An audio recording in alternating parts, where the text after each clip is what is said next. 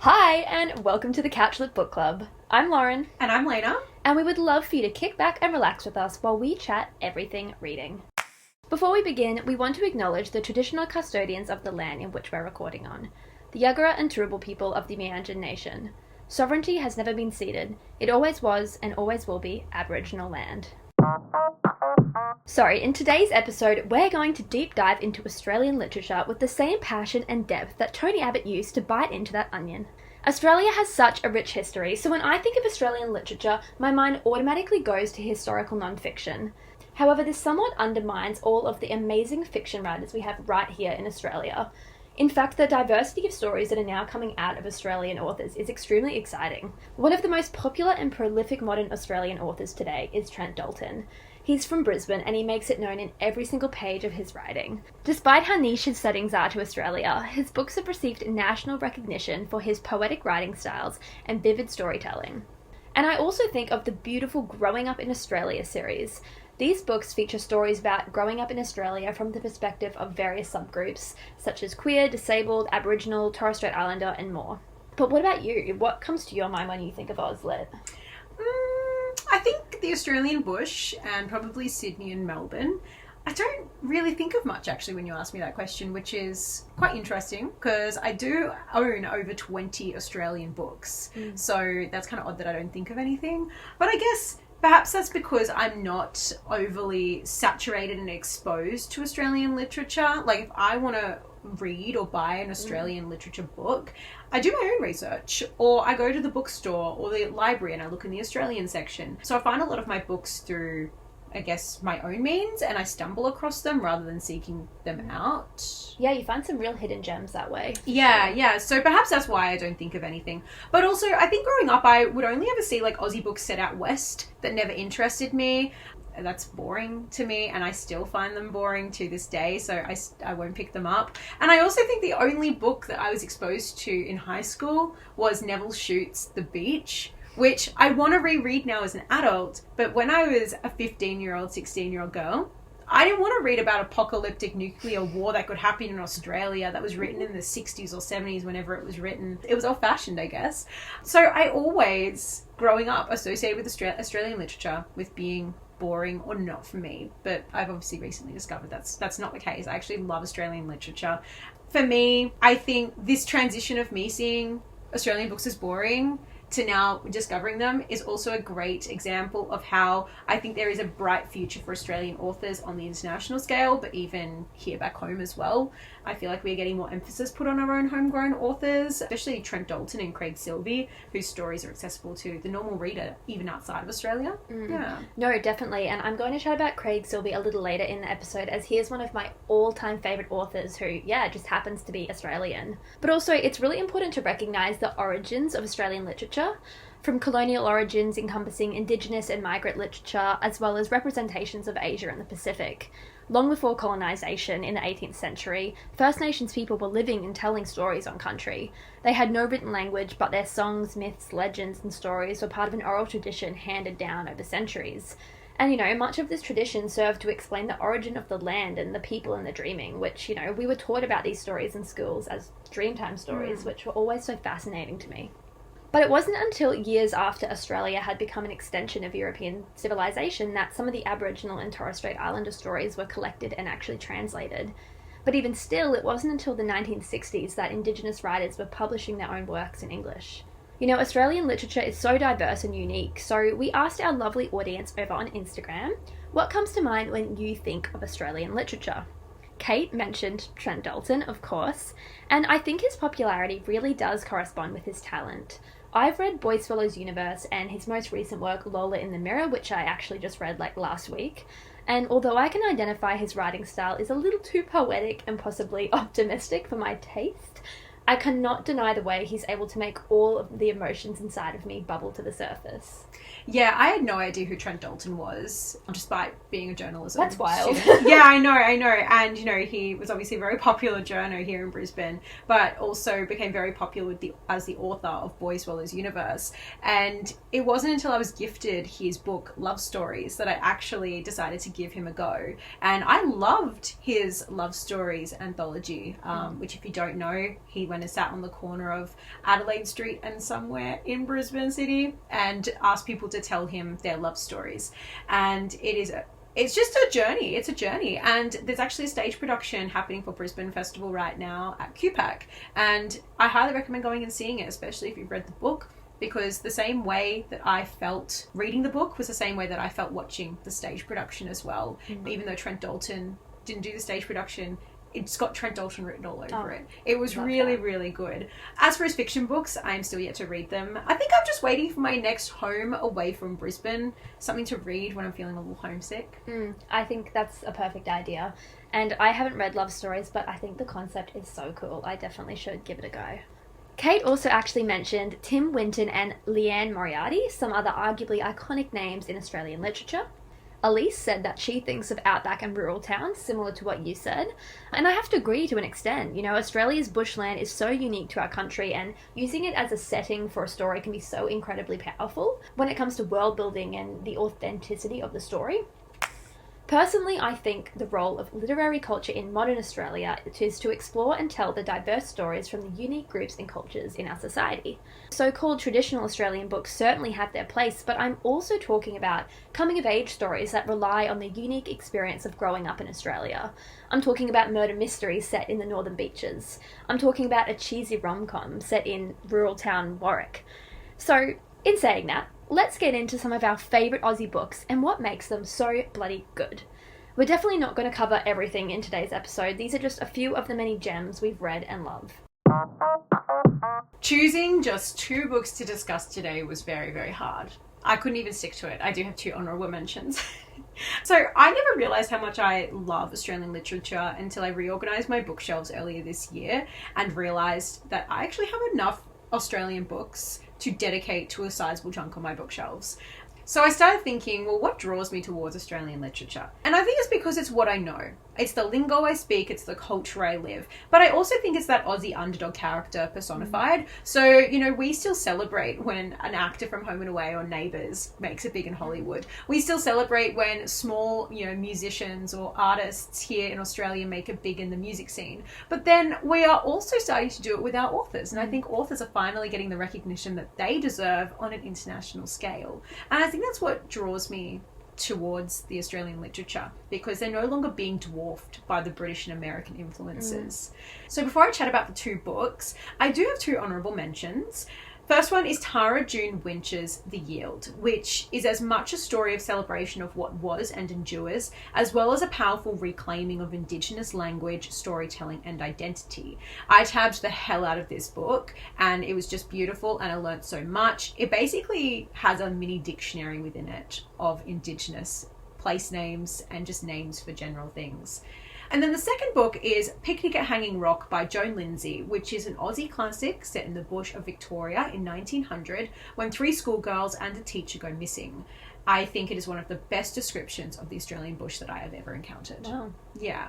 But now on to the actual books that we'll discuss today. First one is Everyone in My Family Has Killed Someone by Benjamin Stevenson. Gave this 5 out of 5 stars. It is set in the snow up at Jindabyne. We follow Ernest Cunningham and his family on a very dysfunctional family trip away, where someone obviously turns up dead.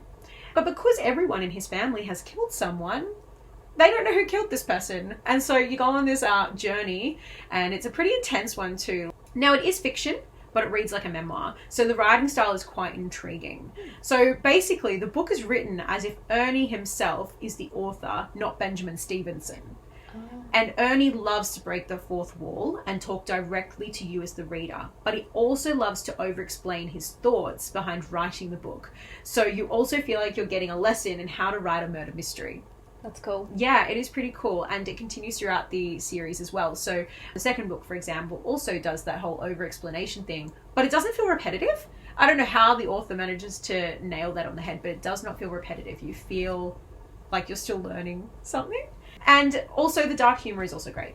So I don't have much else to say about it other than it was just so much fun and an easy read that lets you play along and guess the killer or just sit back and find out. And then my second book is Iris by Fiona Kelly McGregor. Once again, 5 out of 5 stars. If I could give this book 6 stars out of 5, I would. It is phenomenal. There is no other word to describe it. And I'm just so excited to give this book a spotlight because I would not recommend this book to everyone. And that is because it is quite a difficult and challenging read in terms of writing style. It is written in 1930s vernacular, including slang, and also makes reference to infamous criminals of the time, like Kate Leigh and Tilly Devine. It also features tough content matter like poverty, sexual assault, and domestic violence. But for me, deciphering the language is what made it so good. Like, sure, it took me a long time to finish, and I had to do lots of research along the way to understand what I'm reading. But for me, Iris's story was worth all that hard work. I couldn't get enough of that challenge. And the book is fiction, but it's based on the real life of Iris Webber, and author Fiona Kelly McGregor takes records of Iris's life, including marriage and crime, to weave an intricate 436-page story. Now I'm just going to leave you guys with the synopsis to get a feel for this book. A thief, a fighter, a wife, a lover, a scammer, a schemer, a friend, a musician, a worker, a big-hearted fool, a woman who has prevailed against the toughest gangsters of the day, defying police time and time again, yet is now trapped in a prison cell, guilty or innocent. Rollicking through the underbelly of 1930s Sly Grog Sydney, Iris is a dazzling literary achievement. Based on actual events and set in an era of cataclysmic change, here is a fierce, fascinating tale of a woman who could not be held back. If you do decide to jump into this phenomenal story, I do highly recommend reading up on the Sydney Razor gangs and watching the TV show Underbelly Razor beforehand. They really helped me out. I've had this book on my bookshelf for quite a while now, and I think it's because you recommended it to me, but I've also just heard about how amazing it is. And I haven't read it yet because, yeah, it's such a commitment, and I know that, but I really want to read it because it sounds truly amazing and so Aussie and so interesting. Yeah, look, if you know that you love your history and you're a history buff and you like a challenge when reading and you're someone who is able to put a book down and then pick it up again at any moment and you feel like you haven't been taken out of the story, then I think you should give this book a try. Even if you don't get through it, like, it just looks gorgeous on your bookshelf anyway. But I guess this is also a good one that you could borrow from the library and utilize your library. So true. Okay, so now I'm going to chat about a few of my favourite Australian authors and some of their books which are my favourite books in the world. I particularly seek out coming of age and literary fiction that's written by Australian authors, as I feel like they often have a more of a relatability aspect, solely because, you know, they are Australian. And I think that's why some of my favourite Australian books are also some of my favourite books ever. I first want to talk about Diana Reid. So she is a relatively new published author on the scene. She's from Sydney and is about to release her 3rd novel, which I'm so excited about. I believe she's also written musicals in the past, which is so cool, but today I want to discuss her 2 novels, Love and Virtue and Seeing Other People. Love and Virtue is the one I read first, and it's an Australian university campus novel that looks at sex, power and consent through the lens of 2 very different but equally brilliant young women in their first year of university. So Michaela and Eve befriend each other their first year of uni, where they live in adjacent rooms on college, and they couldn't be more different. But something happens one night in O Week, a drunken encounter, a foggy memory, that will force them to confront the realities of consent and wrestle with the dynamics of power. Initially bonded by their mutual disdain for the university's mix of material wealth with moral poverty, Michaela and Eve soon discover how fragile friendship is and how capable of betrayal they both are. That's a pretty vague synopsis of the book, but that's because it's literary fiction, you know? It's really driven on the characters and how they interact with each other, and I think it's why this book made my whole body feel so heavy with memories. It reminded me of all the encompassing uncertainty and desperation to, you know, form a unique thought that my early years of uni were riddled with. It was self-reflective with an obvious extra layer of social, political discussions around sexism, privilege, class, and not to mention consent. I relate to the feelings this book conveyed and appreciate that it was so appropriately uncomfortable at times. Overall, my feelings are really complicated towards this one, but I don't think that's a bad thing. I don't think things need to be clear and literal to find enjoyment or meaning.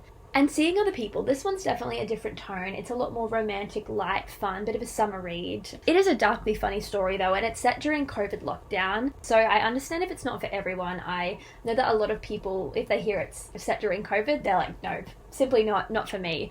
But I will say that it's more of an undertone here. It's not that insufferable with the way it talks about COVID. It's about two very different sisters and the summer that stretches their relationship almost to breaking point. Eleanor has just broken up with her boyfriend, and Charlie's career as an actress is starting up again. They're finally ready to pursue their dreams, relationships, career, family, if only they can work out what they really want. When principles and desire clash, Eleanor and Charlie are forced to ask, where is the line between self-love and selfishness? In all their confusion, mistakes will be made and lies will be told as they reckon with the limits of their own self-awareness. And spoiler alert, there is a major love triangle in this one, which is very juicy and I really enjoyed. And although I didn't love this book as much as Love and Virtue, I still really liked it. I gave it 4 stars. You know, it was a really easy and enjoyable read, and it showed a refreshing perspective on queer relationships in a really simple way, which I really appreciated.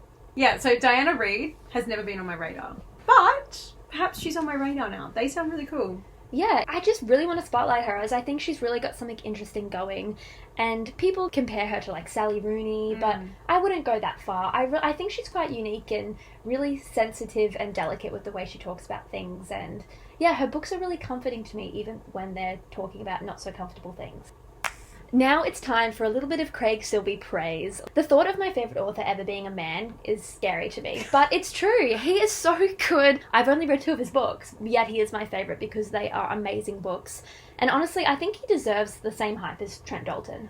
Yeah, but with Trent Dalton, we live in Brisbane. He's a Brisbane author. I think we're just constantly surrounded by praise for Trent Dalton that we just don't see for Craig Silvey because of where we live.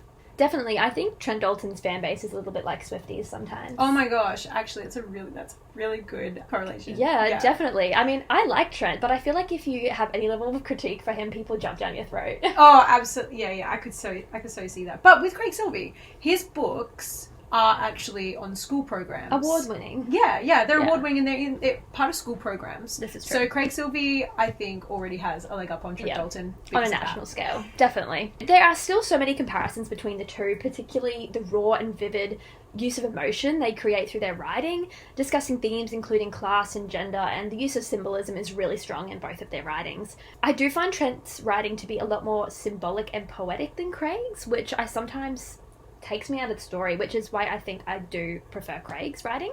But anyway, getting into the books, Jasper Jones is basically the Australian version of To Kill a Mockingbird. It's a coming-of-age page-turner covering deep issues of social injustice where all characters are convincingly established and the world is vividly created. Yes, please. Like, this one was so refreshing and welcomed, I couldn't ask for any more in a book. The conversations between the children often had me audibly laughing, and their accuracy made me feel nostalgic of my own youth and how wild and creative kids' brains can be. Other parts had me physically sobbing as I was fully attached to each and every character. This is a beautiful Australian novel that's bound to become a classic, and if you didn't really connect with To Kill a Mockingbird in school, definitely read this. Or if you did connect with it, even more of a reason to read this. Now onto Honeybee.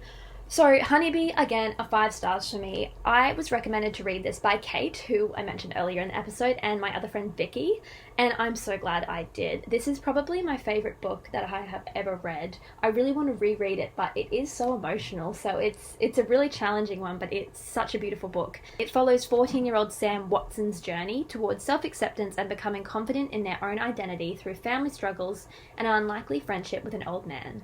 It's a story of family, grief, and longing that takes many dark turns before it even begins to entertain the idea of a happy ending. Yeah, emphasis on that last bit there. The novel throws us headlong into a world of petty thefts, extortion plots, botched bank robberies, daring dog rescues, and one spectacular drag show. It is beautifully written, it's so important, it's a masterpiece, it's undoubtedly the best book I read in 2022, and probably the best book I've ever read. Yeah, wow. High praise. It was also my favourite book of all time until Iris by Fiona Kelly McGregor overtook it this year. Honeybee was also a suggestion by a friend of mine, Nisha, for her book club. So she picked it as her book club pick back when it was released in 2020.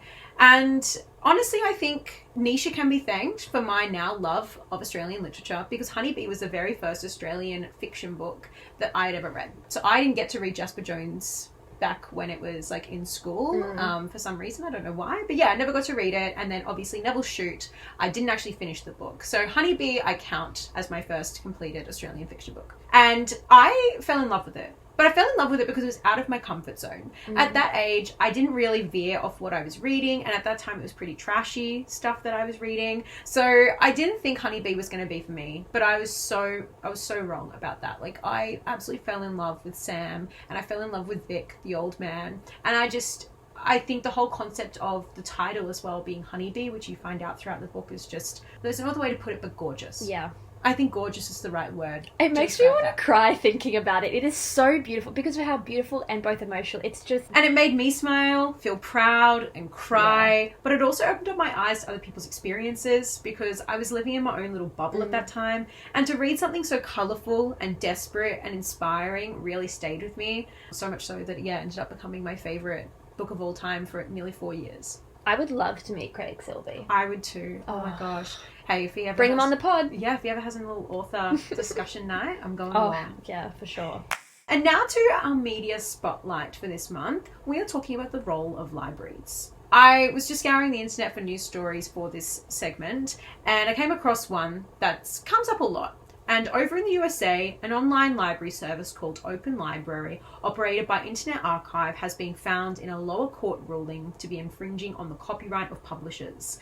This means they have been found to be not a fair use because they lend authors' works in digital format to people for free, with the court effectively saying Open Library is taking more incentives away from publishers and authors to publish books because one day they might end up with their works being read for free online from a free digital library service, which is literally the role of a library. But anyway, the company did purchase books legally to then publish them online. A lot of people are saying that this is a stab in the back for libraries, and also people are worried now that this could be detrimental to the USA library services as it sets a serious precedent. We could talk about that all day. There's so much to unpack there. But we've decided not to do that today. We've actually decided to take this article and flip it and see how Australians view libraries and how libraries play a role in Australia. So, Lauren, what's your experience with libraries? Yeah, libraries used to feel like a playground for me as a kid. My mum would take me to the library on a rainy day, or I used to beg my grandma to take me there on school holidays, and I loved having my very own library card. I'm pretty sure my child brain thought there was real money on it, and I loved the feeling of being able to make a transaction and take the book home. I felt like such an adult. But now I feel as though I don't take advantage of libraries enough. You know, they're a free service after all, helping to prevent the act of continuously buying books that will end up collecting dust on your bookshelf. That is a personal dig at me. They can also be a great community space or even act as a third space for many people, you know, as a place to connect. Yeah, so the role of libraries is quite diverse. The Australian Library and Information Association states, public libraries support literacy and reading for pleasure, lifelong learning, arts, culture and local heritage, cyber safety and digital inclusion. They promote the work of Australian writers and creators, providing safe spaces for meetings, study, work and relaxation. Libraries also reduce any barriers to engagement for people from diverse backgrounds and promote equity of access to information, activities and resources for everyone.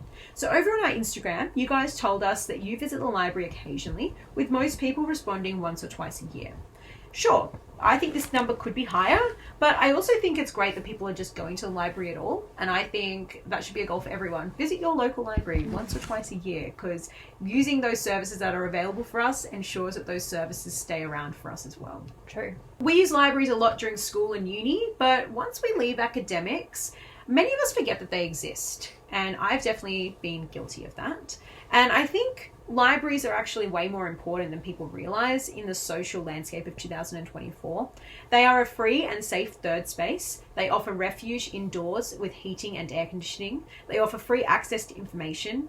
And in a time when cost of living is rising along with many other things, libraries can offer a place for connection.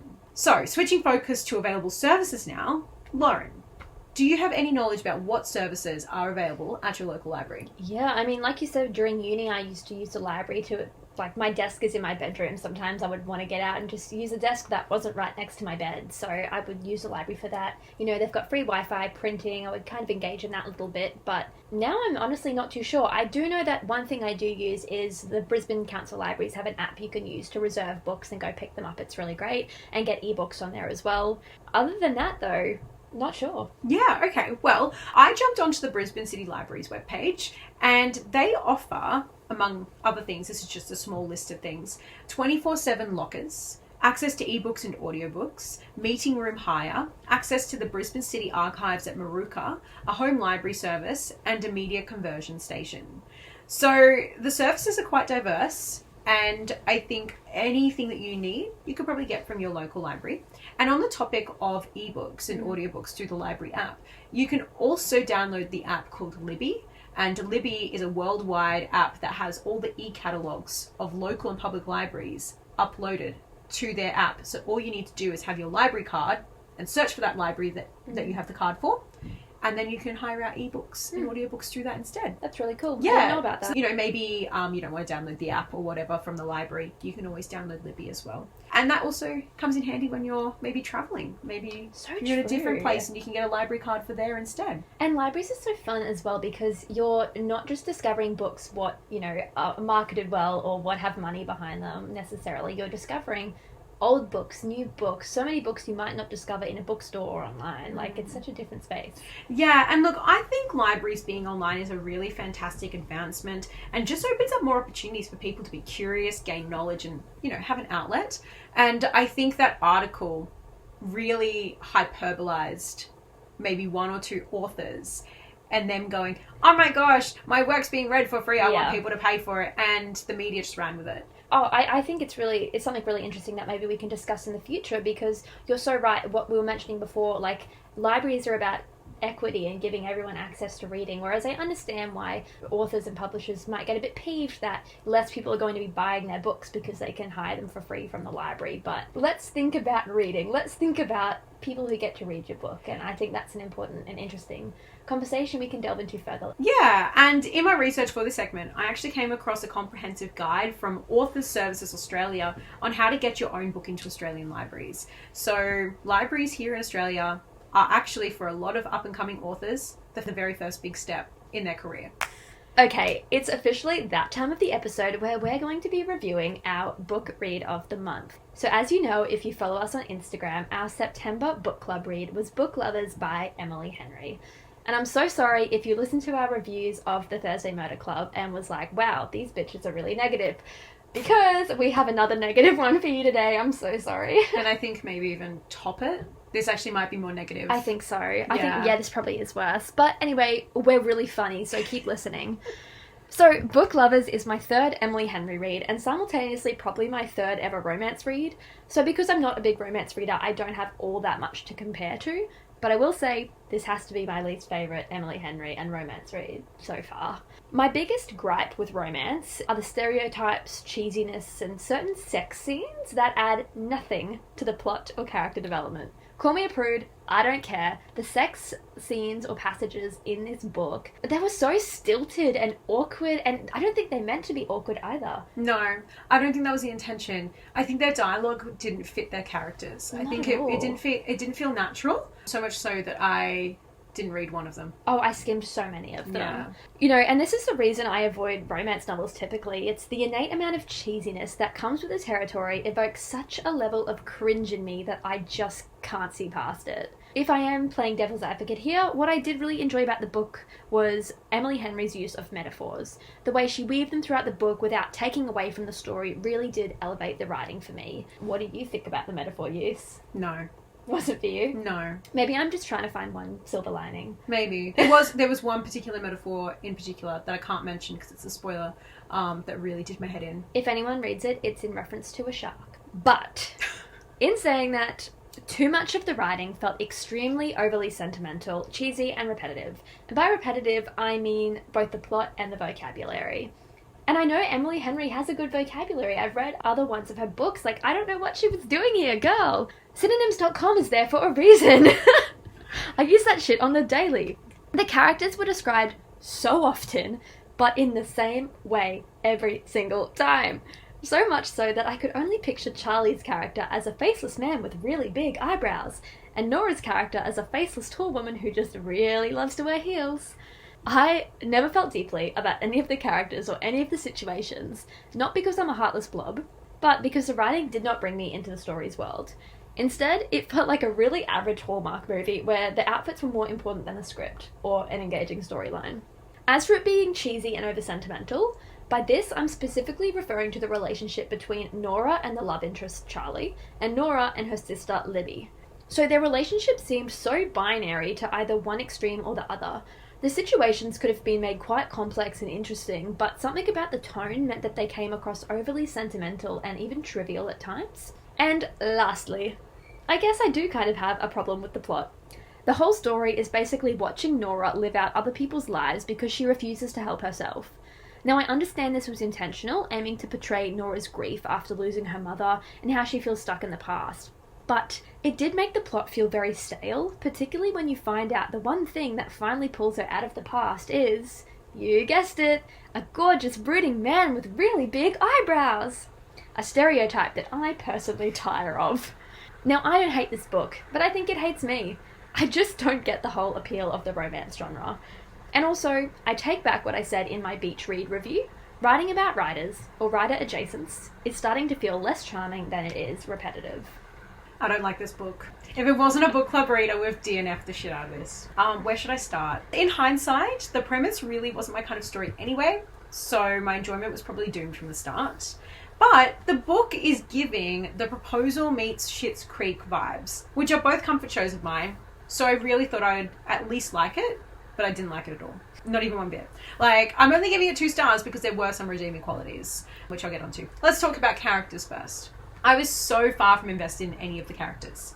Nora is way too obsessed with saving and fixing her sister Libby's life, who, by the way, has 2 kids and a third on the way and a husband. She can adult. Charlie is just meh. Not much to say about him. He was definitely my preferred character out of the 3, but purely because he was the least annoying. And Libby, will she please, for the fucking love of God, stop calling Nora sissy? It gives me the fucking ick. I wanted to throw the book across the room every fucking time it was on the page. To the point where I got to page like 200 or something, and sissy was mentioned. And I was like, I want to go back through this book and I want to highlight and count how many times this fucking word was used. But even as well as fix and help. Oh. In reference to Libby by Nora. Yeah, the word sissy, that really irked me as well. And I read a few other reviews on Goodreads and a lot of other people said the same thing.